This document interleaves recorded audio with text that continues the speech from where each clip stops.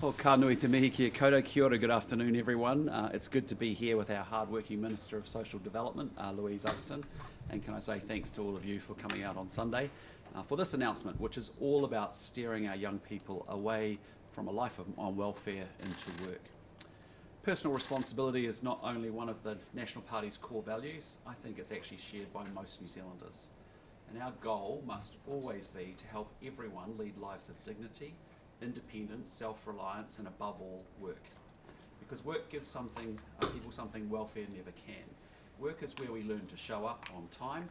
It's where we learn to give it our best and to build a work ethic, get along with others, take directions, and to create value with our time and our effort. Of course, we will always champion a true sustainable safety net to help Kiwis in need, but our safety net's ultimate purpose cannot be to simply make some Kiwis' dependence on government a slightly less miserable experience in poverty. Our government does not want to see people who could be working trapped in welfare dependency. And that's why my government will always insist on work as the central solution to poverty. It's actually the fair and compassionate thing to do. Now, for most New Zealanders, young New Zealanders, life post their schooling years is an adventure. Starting training, an apprenticeship, going to uni or polytech, or starting their first full-time job is exciting. However, there's a small but significant group who do none of those things, and it's that group that today's announcement is all about. In June this year, there were just over 15,000 18 and 19-year-olds on Jobseeker support. Now, here's the deal. Evidence shows that if you go on welfare before the age of 25, you'll end up spending an average of 18 years on welfare over your lifetime. 18 years. And no parent wants or should want that for their kids. Put simply, the benefit should be a safety net, not a lifestyle choice. So we announced in Budget 2025 that we would remove benefits as an option for most 18 and 19-year-olds, meaning that if they were not in education, training or a job, they should be supported by their family rather than by their fellow tax-paying citizens. Today, we're bringing implementation of that forward to November next year instead of July 2027. And Louise will share more of the details shortly. This is a country full of opportunities, and unemployment is up a little, but actually still below what it has been often at over the last 15 years. And the good news is that our Treasury forecasts our economy to add 240,000 new jobs over the next 4 years. Having 15,000 18 and 19-year-olds therefore on a benefit is a tragedy for them individually and also for New Zealand as a society. We want our young people to understand that New Zealand is a society that works on both rights and responsibilities. Rights and responsibilities help make our society fair. And the deal we have to each other and to the country is a simple one. You can't just take all the freedoms and rights of being a Kiwi without also taking on the duties and the responsibilities of being a Kiwi too. So we want better for our young people, and we expect them to be in work, in training or in education, not on a benefit. And so from November next year, except in a few cases, they won't be receiving it. And to our young people currently aged 16 and 17, I'd just say start thinking about the training, education or work opportunities you might pursue when you're 18. There is a huge range of opportunities out there. It's an incredibly exciting world, but the world doesn't owe you a living, and nor, except in limited circumstances, do taxpayers. Today, we can also announce that for those under the age of 25 who've been on a benefit for a year, worked with a job coach, then come off benefit into employment and remained off benefit for a year, there may be an eligible bonus payment of $1,000. This payment just says to those who go on a benefit young, but then opt for personal responsibility over dependency, good on you, you've made the right choice. But the dividend is even bigger for our taxpayers and our society. One more person choosing work over welfare is one more person taking responsibility for their own life and paying their own way. I believe New Zealand's best days are ahead of it, but for that to happen, we need to encourage every Kiwi to be in work and to be able to reach their full potential. And with that, I'll pass off to Louise to give more detail on the policy. Louise. Thanks, Prime Minister. I'm committed to getting people off welfare and into work, and today's initiatives are about starting early so our country's young people have a better chance. Today we're outlining further policy detail around our Budget 2025 decision that young people aged 18 and 19 will no longer be eligible for Jobseeker payments if their parents can support them. I'm also announcing that young people participating in the Ministry of Social Development's new community job coaching service can apply for a $1,000 bonus payment if they get a job and stay off the benefit for 12 months. Going on welfare as a young person is a trip. Recent modelling, as the Prime Minister said, suggests that a young person under the age of 25 who goes onto the Jobseeker benefit will spend another 18 years of their life on welfare. That's a human tragedy and one I am committed to changing. From November 2026, the new parental assistance test will be introduced for all young people aged 18 and 19 years old, accessing Jobseeker support or the equivalent emergency benefit. This will include a parental income test, demonstrating whether the young person's parents earn at or below the limit, and a parental support gap test, demonstrating that the young person cannot reasonably be expected to rely on their parents for support. This limit has been set at $65,529, and it will rise to reflect the annual general adjustment of benefit payments. And 18 and 19-year-olds who have dependent children or are estranged from their parents will still be able to access some support. Today's bonus payment policy announcement was a key Welfare That Works campaign policy for National at our 2023 election, aligning it with Government Target 5, which is fewer people on the Jobseeker benefit, and ensuring that there is an incentive for getting off welfare and into work. We want the best for our young people, and we want them to be ambitious, find jobs, and stay in work. We don't want to see them stuck on welfare. From October, eligibility for the new bonus payment will apply to 18 and 24-year-olds on the Jobseeker benefit who've been referred and working with community job coaching after having been on the benefit for 12 months or more, who find work, who stay off the benefit for 12 months, and who are in work at the time they apply. The payment will be available for eligible young people 12 months later, so October 26. Today's announcements build on the work that our government has already undertaken to encourage young people into work. Our government is focused on reducing benefit dependency in young people. We've already introduced a range of measures, including a new phone-based case management system. We've got 4,000 places for young people to get community job coaching. We've also got more regular work seminars and a traffic light system to help people to stay on track with their obligations.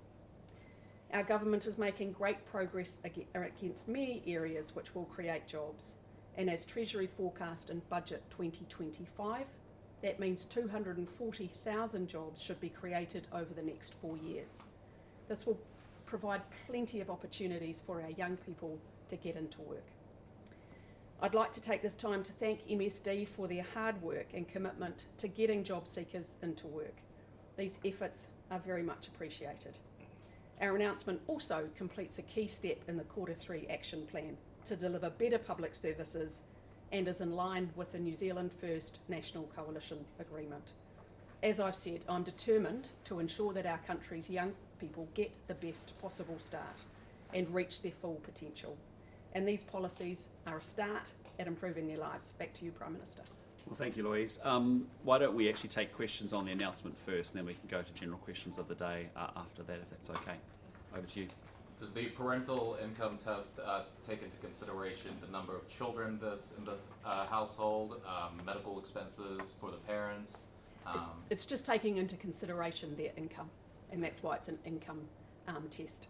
So how did you arrive at the $65,529 figure? That is the supported living payment level, and we felt that those on very low incomes below that would struggle to support 18 and 19-year-olds, so that's why we've made a change from what we announced at the budget. I think lots of families would argue people earning just over that amount, so around $66,000, is still a very small income. What would you say to them? Well, it's similar to what the student allowance test is related to. And let's be clear, we want to be clear with young people, 18 and 19-year-olds and their parents. Our expectation is that they are in further education, training or a job. And welfare should be a long way away from their first option. So it's about having much higher expectations for young people and their families. 18 to 19-year-olds, you know, they want to become, lots of them want to become more independent. They want to be, you know, particularly independent from their parents. Is this policy treating them like children?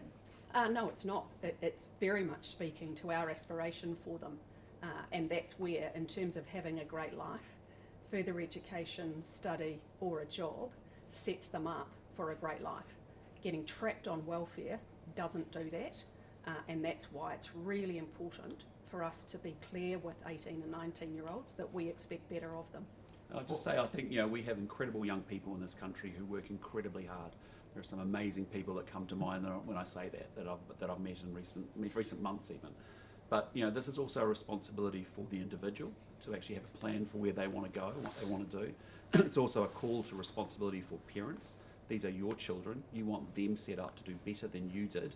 Therefore, you want them at school with regular school attendance. You don't want them having patchy school attendance and then just drifting off into a benefit and then them sitting there for 18 years of their lifetime. That is, we care about these young people. We love these young people, but the best thing for them is to make sure that they are either in work, in study, or employment, you know, and or in training. And that's what we need them to be doing. And that's got to be, it's not just a government responsibility, that's a parental responsibility and an individual responsibility as well. So all of us have some responsibility about it, but I want to make sure that is shared amongst everybody. What are young people supposed to do if their parents decide they don't want to support them financially? Well, there is a test in terms of a parental support gap. But look, we're being really clear about what our expectations are of 18 and 19-year-olds and their families. And there's time to prepare for this. So it doesn't come into effect until November next year. And so we want families to be thinking about this and preparing for it now. There's plenty of study and training opportunities. And I'd encourage young people to be thinking about what their choices are and the steps that they need to take to prepare. Can you give some more detail on the parental support gap test? Yeah, so we have a current parental support gap for the youth payment for 16 and 17-year-olds. So they'd have to demonstrate a severe breakdown from their parents, and that would need to be verified by, for example, a doctor or a counsellor that they're working with to provide evidence of that family breakdown. Right, so if there is no severe family breakdown or relationship issue, but the parents still don't want to support them financially, is it just too bad for the young people? Well, I think that would be something that MSD would consider. But look, I'd be enormously surprised if there are parents out there who don't want the best for their children and who don't want them to see them have a great life. It's not necessarily that, I guess it's just parents who feel like they can't afford to do that. What they can't afford is to have their young person sitting at home on Jobseeker and consigning them to a life of welfare. That's not, we're calling parents to accountability here as well. These are your children.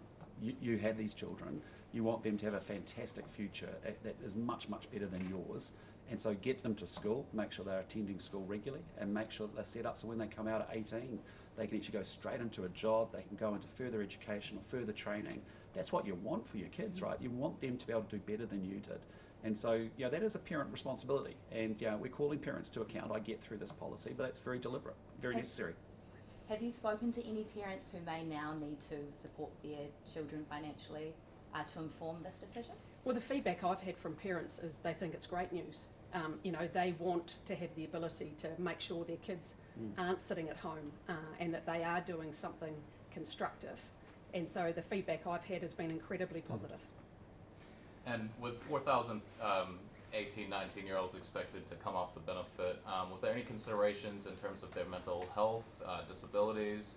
What safeguards are in place to ensure that they still get some support entering the workforce or entering training?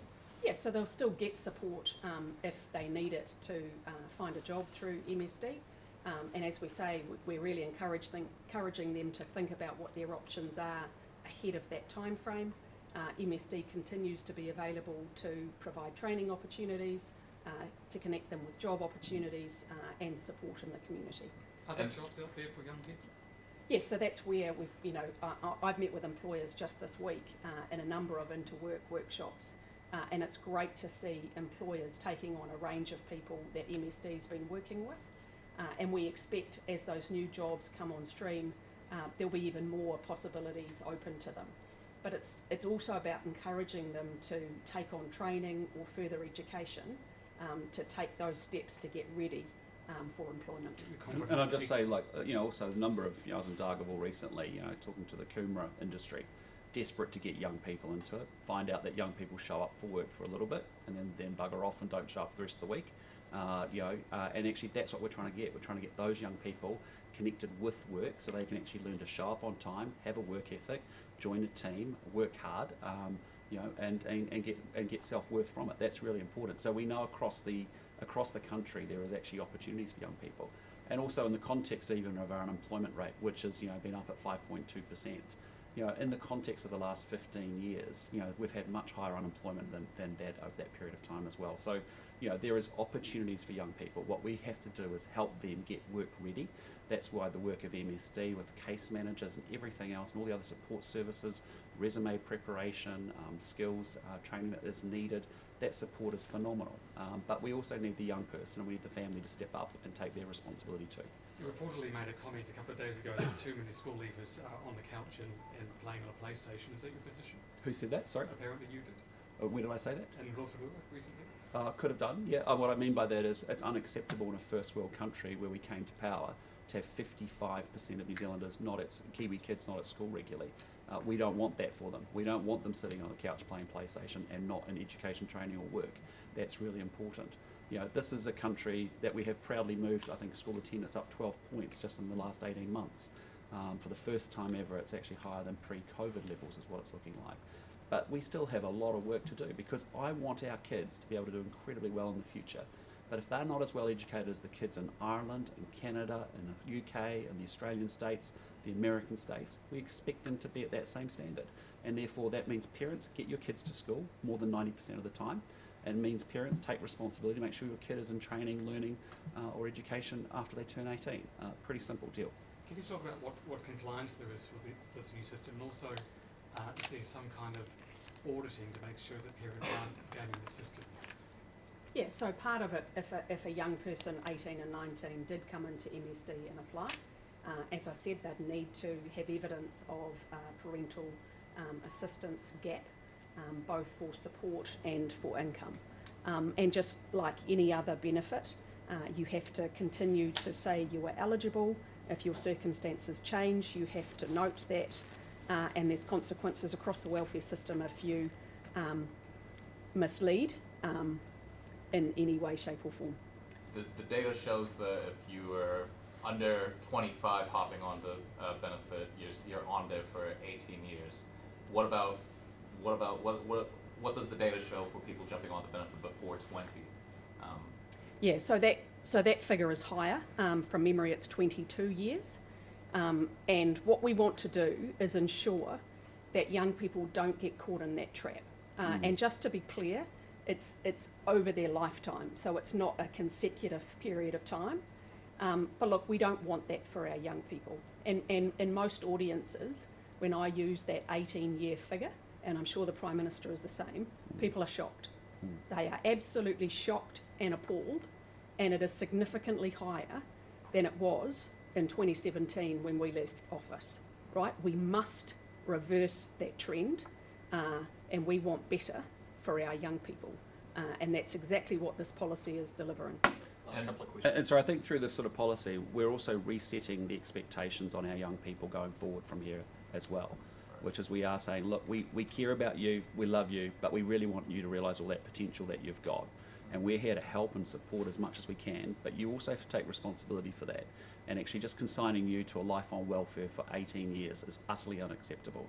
We're not doing our job if we're letting that happen. And so as a result, we've got to make an intervention to get a different change so that we don't just carry on having the same conversation we've had for a very long period of time. How much money are you expected to save as a result of this policy?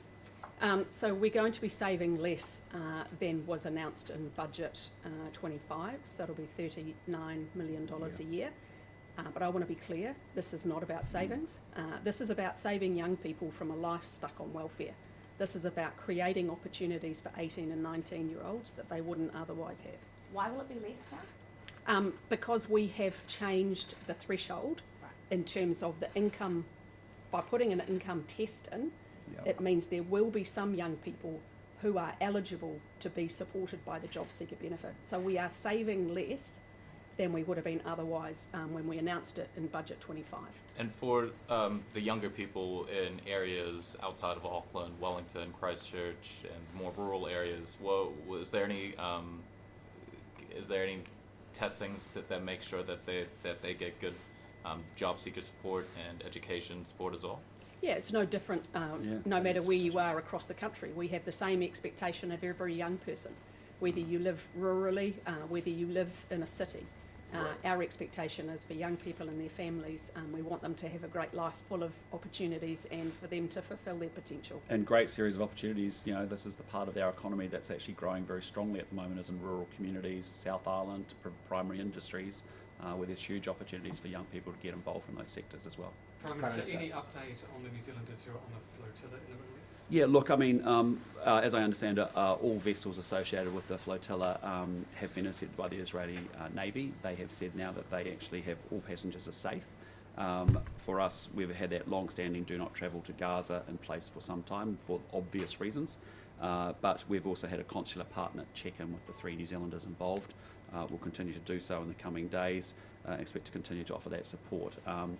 We've also conveyed very strongly to the Israeli government our expectation that New Zealanders their care is done and completely consistent with international law, and obviously I won't be commenting too much on the individual specifics of those individual cases going forward. Prime Minister, a group of 20 economists have written to you saying your economic policies are doing damage. Will you listen to them? Well, I'll just say the recipe that was proposed, which is that we spend more, borrow more, tax more, is what got us into this mess in the first place, so we won't be doing that. Have you read the letter? Yes, I have seen the letter, and I just would say we ain't going to be spending more, taxing more, borrowing more. Great. Did you want to go? Just regarding the Health Ministry's announcement yesterday for lowering the bowel screening age to 58, how soon can we expect 50? That was the campaign promise. Yeah, look, there's several things going on there. One is we want to match, obviously, and align with the Australian screening test, which is at 50 years old. Immediately what we're doing is lowering to 58, which is important. We're also introducing the FIT in-home screening test, which will actually help us manage access to colonoscopies, which is actually a scarce resource. In fact, we think we might get somewhere between 30 to 60% better accuracy with people who actually really need colonoscopies actually getting them. We've got 7,100 more spaces through the diagnostic package we announced out to July next year that's coming on stream. We've got about a $19 million investment into populations that have low screening rates. And importantly, we're doing work with Erasmus University overseas with a view that we'll get advice from them at the end of the year as to how we can reach that target and match with Australia. And we'll work our way through that over the course of the end of the year into early new year as well. All right, team, thanks so much. Thanks for coming out. Have a great day. See ya. Thanks very much.